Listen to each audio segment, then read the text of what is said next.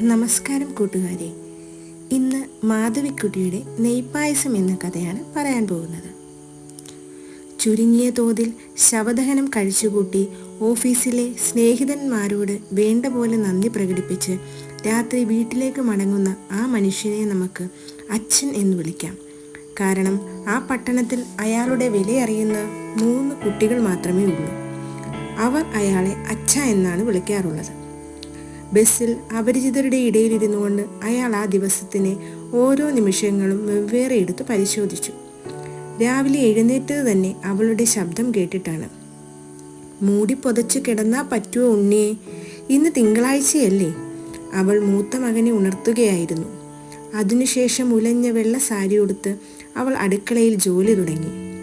തനിക്ക് ഒരു വലിയ കോപ്പയിൽ കാപ്പി കൊണ്ടുവന്ന് തന്നു. പിന്നെ എന്തെല്ലാം ഉണ്ടായി?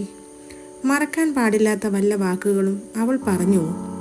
എത്ര തന്നെ ശ്രമിച്ചിട്ടും അവൾ പിന്നീട് പറഞ്ഞതൊന്നും ഓർമ്മ വരുന്നില്ല. മൂടിപ്പൊതച്ച് കിടന്നാ പറ്റുമോ, ഇന്ന് തിങ്കളാഴ്ചയല്ലേ? ആ വാക്യം മാത്രം മായാതെ ഓർമ്മയിൽ കിടക്കുന്നു. അതൊരു ഈശ്വരനാമം എന്ന പോലെ അയാൾ മന്ത്രിച്ചു. അത് മറന്നുപോയാൽ തൻ്റെ നഷ്ടം പെട്ടെന്ന് അസഹനീയമായി തീരുമെന്ന് അയാൾക്ക് തോന്നി. ഓഫീസിലേക്ക് പോകുമ്പോൾ കുട്ടികൾ കൂടെ ഉണ്ടായിരുന്നു. അവർക്ക് സ്കൂളിൽ വെച്ച് കഴിക്കാനുള്ള പലഹാരങ്ങൾ ചെറിയ അലൂമിനിയ പാത്രങ്ങളിലാക്കി അവൾ എടുത്തുകൊണ്ട് വന്നു തന്നു. അവളുടെ വലത്തെ കൈയിൽ കുറച്ച് മഞ്ഞൾപ്പൊടി പറ്റി നിന്നിരുന്നു. ഓഫീസിൽ വെച്ച് അവളെപ്പറ്റി ഒരിക്കലെങ്കിലും ഓർക്കുകയുണ്ടായില്ല. 1-2 കൊല്ലങ്ങൾ നീണ്ടുനിന്ന ഒരു അനുരാഗ ബന്ധത്തിൻ്റെ ഫലമായിട്ടാണ് അവർ വിവാഹം കഴിച്ചത്. വീട്ടുകാരുടെ സമ്മതത്തോടെയല്ല. എങ്കിലും അതിനെപ്പറ്റി പശ്ചാത്തപിക്കുവാൻ ഒരിക്കലും തോന്നിയില്ല. പണത്തിൻ്റെ ക്ഷാമം, കുട്ടികളുടെ അനാരോഗ്യ കാലങ്ങൾ, അങ്ങനെ ചില ബുദ്ധിമുട്ടുകൾ അവരെ തളർത്തിക്കൊണ്ടിരുന്നു. അവൾക്ക് വേഷധാരണത്തിൽ ശ്രദ്ധ കുറഞ്ഞു. അയാൾക്ക് പൊട്ടിച്ചിരിക്കുവാനുള്ള കഴിവ് ഏതാണ്ടൊക്കെ നശിച്ചു. എന്നാലും അവർ തമ്മിൽ സ്നേഹിച്ചു. അവരുടെ 3 കുട്ടികൾ അവരെയും സ്നേഹിച്ചു. ആൺകുട്ടികളായിരുന്നു. ഉണ്ണി 10 വയസ്സ്, ബാലൻ 7 വയസ്സ്, രാജൻ 5 വയസ്സ്. മുഖത്ത് എല്ലായ്പ്പോഴും മെഴുക്കു പറ്റി നിൽക്കുന്ന 3 കുട്ടികൾ. പറയത്തക്ക സൗന്ദര്യമോ സാമർഥ്യമോ ഒന്നുമില്ലാത്തവർ. പക്ഷേ അമ്മയും അച്ഛനും അന്യോന്യം പറഞ്ഞു, ഉണ്ണിക്ക് എഞ്ചിനീയറിങ്ങിലാ വാസന, അവൻ എപ്പോഴും ഓരോന്നുണ്ടാക്കിക്കൊണ്ടിരിക്കും. ബാലനെ ഡോക്ടറാക്കണം.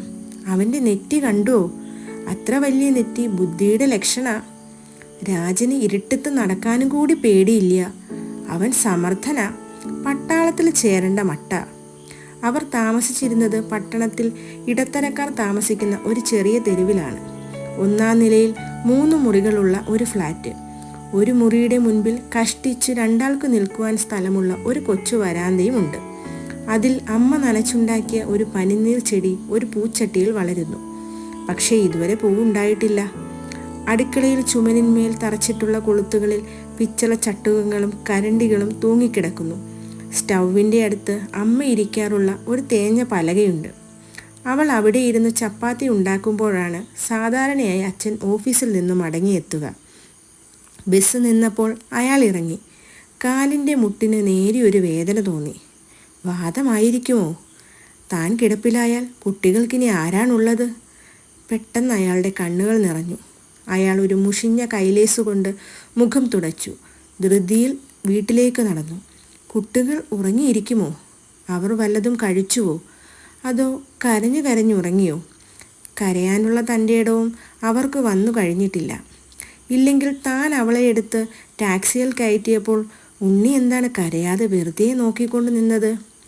ചെറിയ മകൻ മാത്രം കരഞ്ഞു.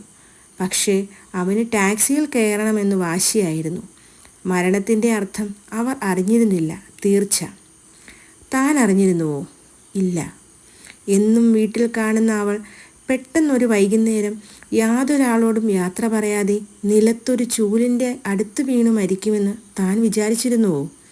ഓഫീസിൽ നിന്ന് വന്നപ്പോൾ താൻ അടുക്കളയുടെ ജനൽവാതിലിൽ കൂടി അകത്തേക്ക് നോക്കി. അവൾ അവിടെ ഉണ്ടായിരുന്നില്ല. മുറ്റത്ത് കുട്ടികൾ കളിക്കുന്നതിൻ്റെ ശബ്ദം ഉയർന്നുകൊണ്ടിരുന്നു. ഉണ്ണി വിളിച്ചു പറയുകയാണ്, ഫസ്റ്റ് ക്ലാസ് ഷോട്ട്. താൻ താക്കോലെടുത്ത് ഉമ്മറത്തെ വാതിൽ തുറന്നു. അപ്പോഴാണ് അവളുടെ കിടപ്പ് കണ്ടത്. വായ അല്പം തുറന്ന് നിലത്ത് ചരിഞ്ഞു കിടക്കുന്നു. തല തിരിഞ്ഞ് വീണതായിരിക്കുമെന്ന് വിചാരിച്ചു. പക്ഷേ ഹോസ്പിറ്റലിൽ വെച്ച് ഡോക്ടർ പറഞ്ഞു, ഹൃദയസ്തംഭനമാണ്. മരിച്ചിട്ട് 1.5 മണിക്കൂറായി. പല വികാരങ്ങൾ. അവളോട് അകാരണമായൊരു ദേഷ്യം. അവളിങ്ങനെ താക്കീതുകളൊന്നും കൂടാതെ എല്ലാ ചുമതലകളും തൻ്റെ തലയിൽ വെച്ചുകൊണ്ട് പോയല്ലോ. ഇനി ആരാണ് കുട്ടികളെ കുളിപ്പിക്കുക? ആരാണ് അവർക്ക് പലഹാരങ്ങൾ ഉണ്ടാക്കി കൊടുക്കുക? ആരാണ് ദീനം പിടിപെടുമ്പോൾ അവരെ ശുശ്രൂഷിക്കുക? എൻ്റെ ഭാര്യ മരിച്ചു, അയാൾ തന്നെത്താൻ മന്ത്രിച്ചു. എൻ്റെ ഭാര്യ ഇന്ന് പെട്ടെന്ന് ഹൃദയസ്തംഭനം മൂലം മരിച്ചതുകൊണ്ട് എനിക്ക് 2 ദിവസത്തെ ലീവ് വേണം. എത്ര നല്ലൊരു ലീവ് അഭ്യർത്ഥനയായിരിക്കും അത്. ഭാര്യയ്ക്ക് സുഖക്കേടാണെന്നല്ല, ഭാര്യ മരിച്ചു എന്ന്. മേലുദ്യോഗസ്ഥൻ ഒരുപക്ഷെ തന്നെ മുറിയിലേക്ക് വിളിച്ചേക്കാം. ഞാൻ വളരെ വ്യസനിക്കുന്നു, അയാൾ പറയും. ഹ ഹ, അയാളുടെ വ്യസനം. അയാൾ അവളെ അറിയില്ല. അവളുടെ അറ്റം ചുരുണ്ട തലമുടിയും ക്ഷീണിച്ച പുഞ്ചിരിയും മെല്ലെ മെല്ലെയുള്ള നടത്തവും ഒന്നും അയാൾക്കറിയില്ല. അതെല്ലാം തൻ്റെ നഷ്ടങ്ങളാണ്. വാതിൽ തുറന്നപ്പോൾ ചെറിയ മകൻ കിടപ്പറയിൽ നിന്ന് ഓടിവന്നു പറഞ്ഞു, അമ്മ വന്നിട്ടില്ല. അവൻ ഇത്ര വേഗം അതെല്ലാം മറന്നുവെന്നു. ടാക്സിയിലേക്ക് കയറ്റിവെച്ച ആ ശരീരം തനിച്ചു മടങ്ങി വരുമെന്ന് അവൻ വിചാരിച്ചുവോ?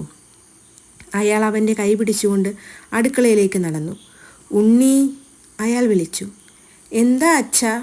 ഉണ്ണി കട്ടിലിന്മേൽ നിന്ന് എഴുന്നേറ്റ് വന്നു. ബാലൻ ഉറങ്ങി.